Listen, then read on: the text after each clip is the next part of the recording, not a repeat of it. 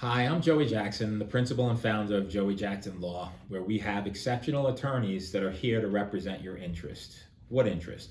The interest of the New York City Correction Officers Benevolent Association, that we have the honor and privilege of representing every day and twice on Sunday.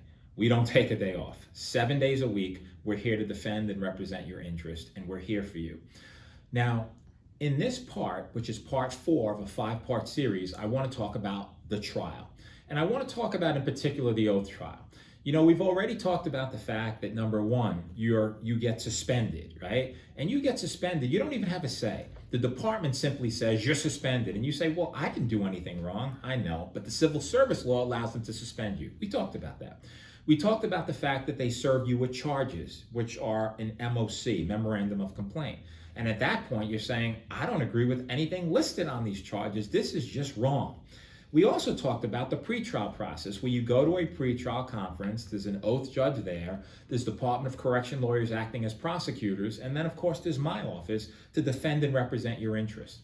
Say there's no settlement at that process, because sometimes and generally matters will settle at that point.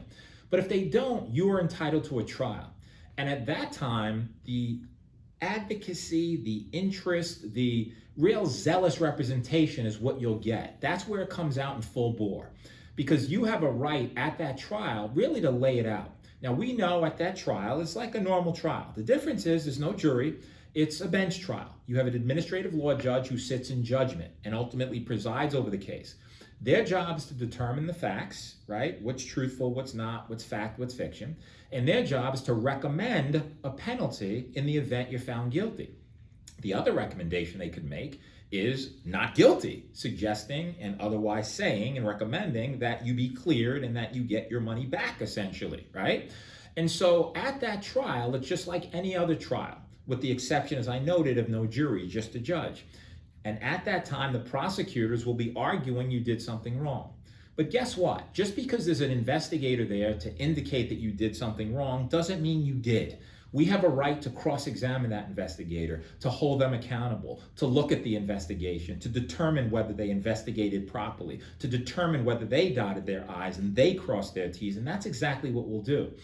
But then after the Department of Corrections attorneys presents their case and their witnesses, and they're subject to cross-examination, and of course prior to that, we give an opening statement. The department, give an opening statement.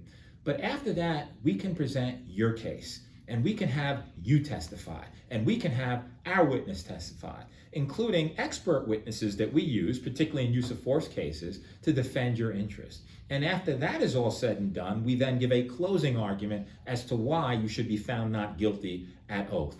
So I just want to tell you that to assure you that we are here to represent you, we're here to defend you, we are here to protect you. And the trial is the ultimate, right, event in which we can do that. We take it very seriously. We look forward to it. So if you don't reach a resolution and you do go to trial, just know that we're here and we're set and we're ready to ensure that you get the best representation you possibly can get.